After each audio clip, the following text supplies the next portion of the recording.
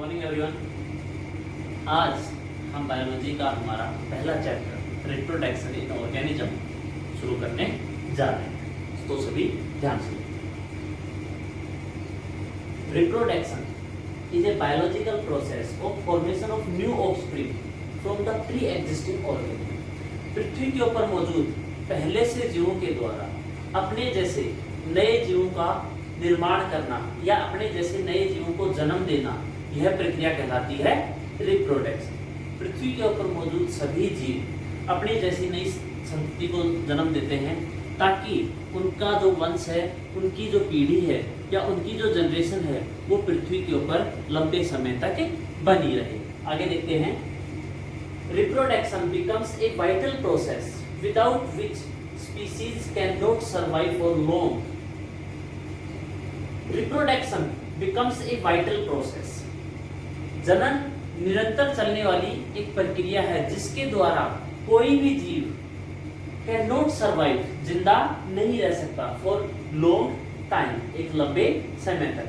यदि एक generation reproduction नहीं करेगी तो उनकी जो स्पीसीज है वो धीरे धीरे क्या होना शुरू हो जाएगी, खत्म होना शुरू हो जाएगी। और स्पीसीज खत्म होने की वजह से जो स्पीसीज है वो कंप्लीटली क्या हो जाएगी, पृथ्वी से गायब हो जाएगी। तो इसीलिए जनन जो है वो एक निरंतर चलने वाली प्रक्रिया है।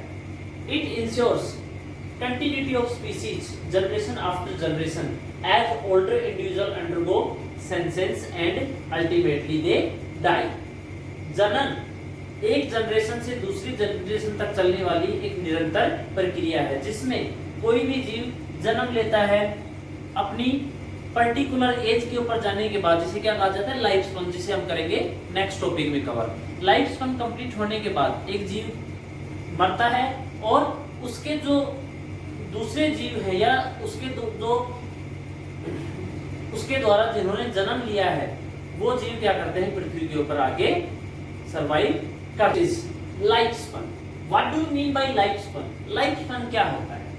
कोई भी जीव, लाइफ स्पन क्या है? पृथ्वी के ऊपर जन्म लेने वाले सभी जीव एक पर्टिकुलर एज के साथ यहाँ आते हैं। सभी जीवों का लाइफ स्पन एक निश्चित समय काल होता है।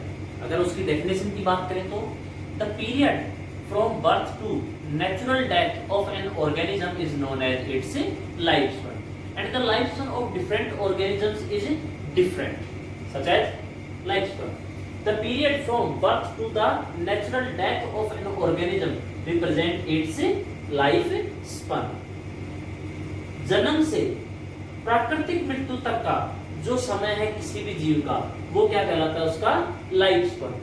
सिर्फ और सिर्फ नेचुरल डेथ, अगर कोई इंसान, कोई जानवर, कोई जीव किसी एक्सीडेंट, किसी बीमारी की वजह से मरता है तो वो उसका लाइफ स्पन नहीं कहलाता है। लाइफ स्पन क्या होता है? बर्थ टू नेचुरल डेथ, जन्म से प्राकृतिक मृत्यु का समय। Life span of organism varies from few days to thousands of years. Life span सभी का क्या हो सकता है, अलग अलग हो सकता है। कुछ दिनों से लेके हजारों साल तक जीवों का लाइफ स्पन हो सकता है, सच एज बटरफ्लाई। अगर हम बात करें तितली की तो तितली का जीवन काल कितना होता है, 1 to 2 वीक्स, 7 से 14 दिन। लेकिन अगर वही लाइफ स्पैन कितना होता है, कई साल। अब हमारा जो नेक्स्ट टॉपिक है वो है टाइप्स ऑफ रिप्रोडक्शन। रिप्रोडक्शन के प्रकार। On the basis of organism, जीवों के आधार पे जीवों में जो रिप्रोडक्शन है वो दो भागों में बटा हुआ है। Number 1 asexual reproduction and the second one is sexual reproduction. Asexual reproduction, ये जो रिप्रोडक्शन की प्रोसेस है ये मुख्यतः पाई जाती है यूनिसेलुलर ऑर्गेनिजम्स में। एंड द सेक्सुअल रिप्रोडक्शन, ये प्रोसेस पाई जाती है हायर ऑर्गेनिजम्स के अंदर। When the offspring is produced by single parent, जब कोई भी संतति किसी एक पेरेंट के द्वारा जन्म लेती है, डेवलप होती है, विद और without the involvement of gametes formation, जिसमें गैमेट्स का ना तो फॉर्मेशन होता है और ना ही गैमेट्स एक दूसरे के साथ फ्यूज होते हैं। The production is called asexual reproduction. जनन की यह प्रक्रिया क्या कहलाती है? Asexual reproduction. अगर इसके की पॉइंट्स की बात करें तो सिंगल पेरेंट, जिसमें पेरेंट क्या हो? सिर्फ एक। गैमेट्स का फॉर्मेशन नहीं होता, gametes are not formed and the fusion of gametes does not takes place. Now the second one, when two parents of opposite sex, जब दो पेरेंट्स अपोजिट सेक्स यानी मेल और फीमेल पार्टिसिपेटेड इन रिप्रोडक्शन, जनन की प्रक्रिया में क्या करें? पार्टिसिपेट करें, भागीदारी करें। Process and also involve fusion of male and female gamete, और इस प्रोसेस के दौरान गैमेट्स का formation. When two parents of opposite sex, जब अपोजिट सेक्स के दो पेरेंट्स यानी मेल और फीमेल गैमेट्स का फॉर्मेशन करते हैं और वो गैमेट्स फ्यूज होते हैं, process and involve the fusion of male and female gametes, जिसमें मेल और फीमेल गैमेट्स का क्या होता है? फ्यूजन, यानी जो मेल और फीमेल गैमेट्स हैं वो एक दूसरे के साथ जुड़ते हैं। It is called sexual reproduction. यह प्रोसेस क्या कहलाती है? Sexual reproduction. अब हम बात करते हैं features of asexual reproduction. Asexual reproduction के फीचर्स क्या हैं, उसके गुण कौन कौन से हैं? Number 1, usually followed by the organisms with relatively simpler organisms. Asexual reproduction की जो प्रोसेस है वो मुख्यतः किसमें पाई जाती है? सिंपलर ऑर्गेनिजम्स यानी यूनिसेलुलर ऑर्गेनिजम्स के अंदर ये प्रोसेस पाई जाती है। Second one is offspring produced by single parent, the same one. Offspring कैसी होती है?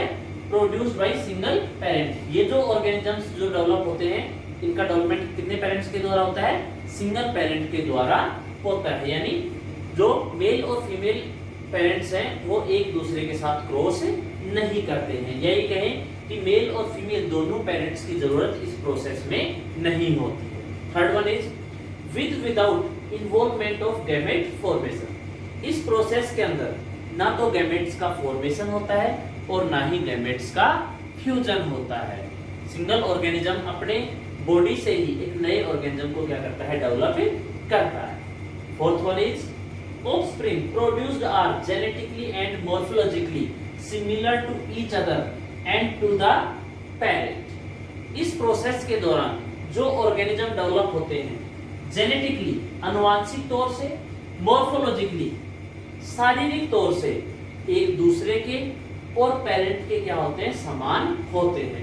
इसीलिए इन्हें क्या कहा जाता है? क्लोन कहा जाता है। दे आर क्लोन्स, यानी there is no genetical difference between parent and developing organism. Developing organism जो डेवलपिंग ऑर्गेनिज्म है यानी न्यू ऑफस्प्रिंग एंड पेरेंट्स, उनके अंदर किसी भी प्रकार का अनुवांशिक या शारीरिक परिवर्तन नजर नहीं आता। हम नहीं पहचान सकते कि पेरेंट कौन सा है और डेवलपिंग ऑर्गेनिज्म कौन सा है। अब हम बात करते हैं types of asexual reproduction. Asexual reproduction के टाइप कितने हैं? There are 5 types of asexual reproduction. Asexual reproduction के कितने टाइप हैं?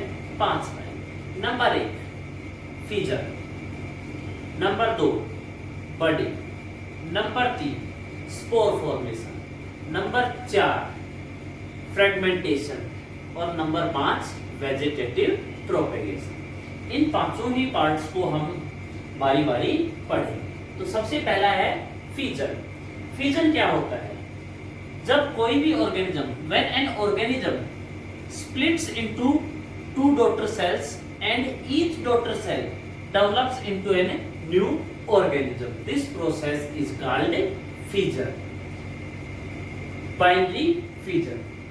In this method of asexual reproduction, a cell divides into 2 halves and rapidly grow into an adult. जनन की वह प्रक्रिया, कौन सा जनन?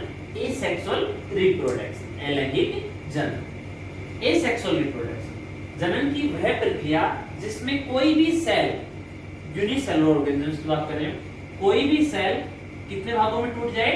2 हाफ्स, 2 बराबर भागों में टूट जाए, and rapidly grow into an adult, और उनमें से हर एक डॉटर सेल इसमें कन्वर्ट हो जाए, एक अडल्ट में कन्वर्ट हो जाए। ये प्रोसेस क्या कहलाती है? Fission process. इसे बाइनरी फिजन भी कहते हैं और फिजन भी कहते हैं। सच एज ये प्रोसेस किसमें पाई जाती है? अमीबा और पैरामीशियम के अंदर। These are the unicellular organisms. ये कौन से जीव हैं?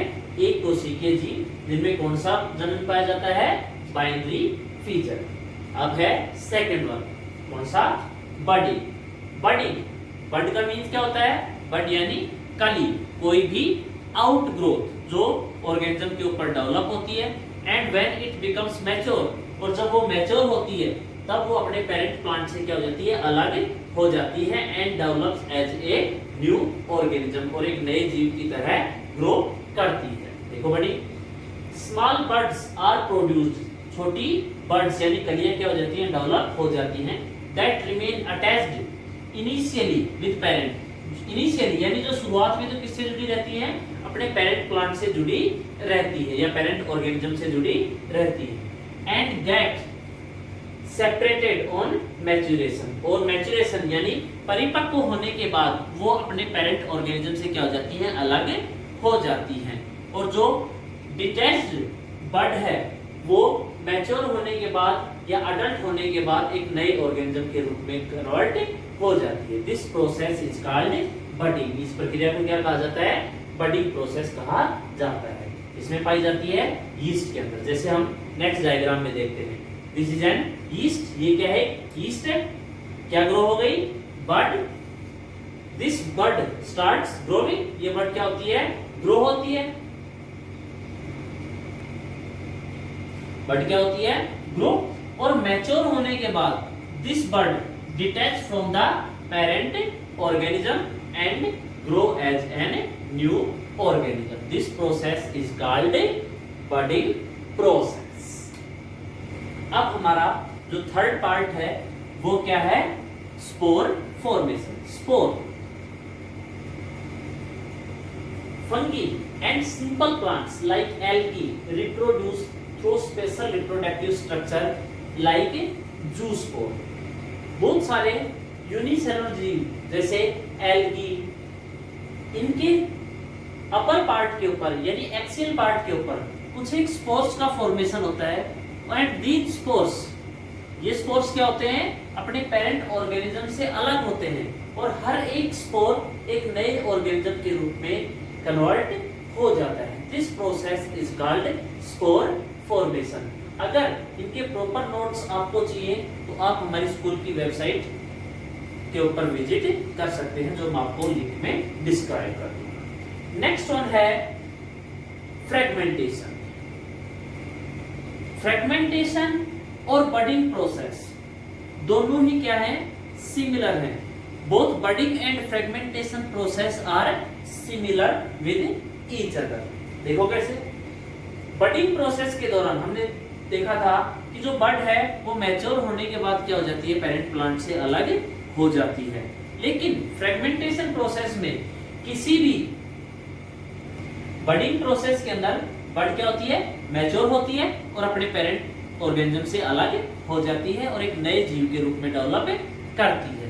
लेकिन फ्रेगमेंटेशन प्रोसेस में किसी भी मैकेनिकल इंजरी या किसी भी कारण से जब कोई ऑर्गेनिज्म है जिसका कोई पार्ट क्या हो जाए? पेरेंट ऑर्गेनिज्म से डिटैच हो जाए, अलग हो जाए, वो पार्ट एक नए ऑर्गेनिज्म के रूप में क्या करता है? ग्रो करता है।